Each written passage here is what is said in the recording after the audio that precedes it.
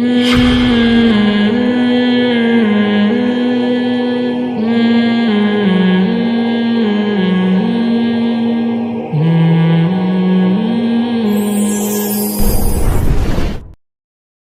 صاحب نے تقریر کے دوران کہا، ان سے پوچھا گیا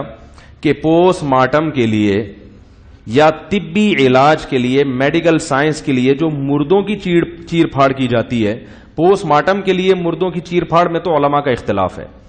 کس حد تک جائز ہے، کس حد تک ناجائز ہے، اس میں تو دو رائے ہیں۔ بہت سے علماء، دارالعلوم کرنگی کے علماء کہتے ہیں کہ اگر پوسٹ مارٹم بہت زیادہ میت کو بگاڑ نہ دیا جائے، اتنے محدود پیمانے پر ہو اور اس سے قاتل کا پتہ چلانا ممکن ہو تو پھر جائز ہے۔ یہ دارالعلوم کرنگی کے علماء کا فتویٰ ہے، اس لیے کہ بعض لوگ یہ کہتے ہیں کہ علماء پوسٹ مارٹم کو بالکل حرام سمجھتے ہیں۔ یہ لوگ الزام بھی علماء پہ خود ہی لگاتے ہیں کلپ بنا کے، اور پھر طنز بھی خود ہی۔ ان کو بیچاروں کو یہ تک نہیں پتا کہ علماء کی اس بارے میں رائے ہے کیا۔ پوسٹ مارٹم کے ذریعے اگر قاتل کا پتہ چلانا ممکن ہے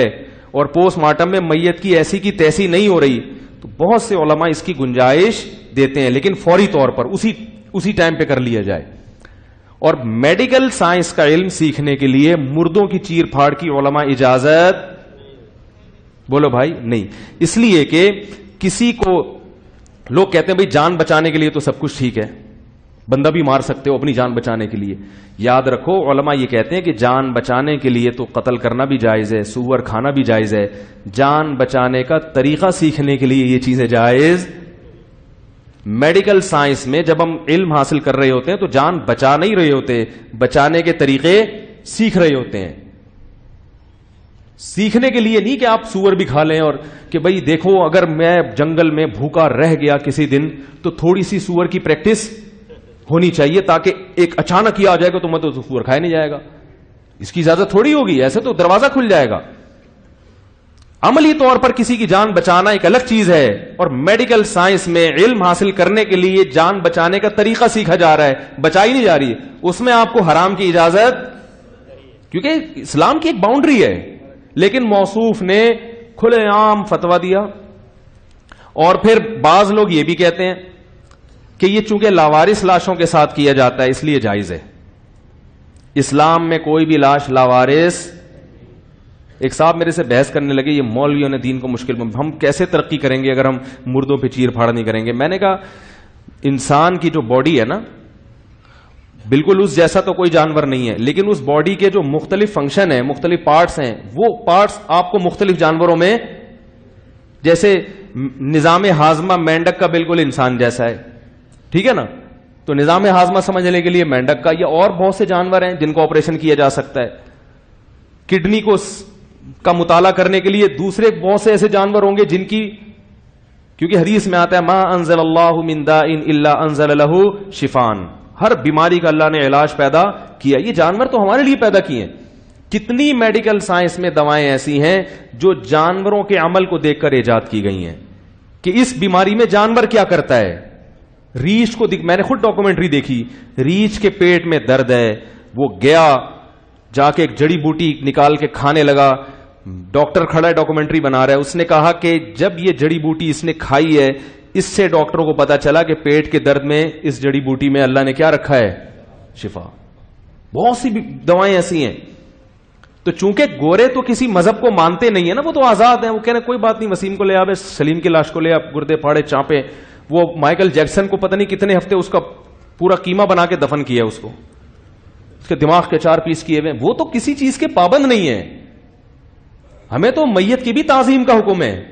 اور جب جانوروں سے یہ کام ہو سکتا ہے تو میت کو کیوں بھیٹ چڑھاؤ؟ اور پھر بھی اگر آپ کہتے ہیں کہ میت کو بھیٹ چڑھا سکتے ہیں، پھر آپ اپنی والدہ کا جنازہ جا کے ہسپتال میں پیش کریں، کیونکہ لاوارث لاشیں اسلام میں لاوارث، اگر کوئی بوڑھا مرتا ہے اس کی کوئی اولاد نہیں ہے تو جو بھی اس لاش کو دیکھے گا شریعت میں وہی اس کے بیٹے کا قائم مقام، وہ اس کو ایسے عزت احترام کے ساتھ دفن کرے گا جیسے یہ اس کا باپ ہے۔ اسلام میں لاوارث لاش کوئی بھی نہیں ہوتی، سب قابل احترام ہے۔ تو کافر لاش کے احترام کا حکم ہے، مسلمان کو کیسے آپ وہ کر سکتے ہیں؟ تو جو بھی یہ بات کرے نا ڈاکٹر صاحب، اس پہ بقراتیاں اور افلاطونیاں پیش کرے، نہیں ایکچولی ہمیں میڈیکل سائنس میں ایکچولی تر مسلمان پیچھے رہ جائیں گے، تو ان سے کہیں ٹھیک ہے، آپ اپنے ابا کو چیر پھاڑ کے لیے،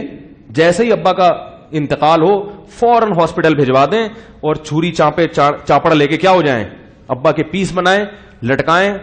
جیسے قصائیوں نے گوشت کو لٹکایا ہوا تھا, یہ پھیپڑے ہیں ابا کے, ان کو سمجھو پھیپڑے کیسے ہوتے ہیں. جیسے آپ کے لیے میں نے کہا نا کہ آپ اپنی ماں کی لاش دیں, ایک دم آپ جوش میں آ جاؤ گے,